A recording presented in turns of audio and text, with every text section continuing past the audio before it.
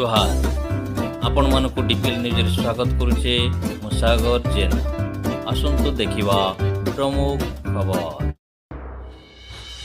आज डोंगरीपाली थाना अभ्यर्थना कक्ष एक अवेयरनेस प्रोग्राम अनुष्ठित हो जाइछि। थाना अधिकारी सत्यनारायण प्रधान अध्यक्षतार यह अवेयरनेस प्रोग्राम अनुष्ठित होता।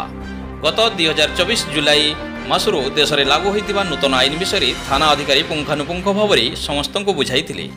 बीएनएस बीएनएसएस और बीएसए आईन कौन ताହାର कार्य कौन से विषय समस्त को बुझाई।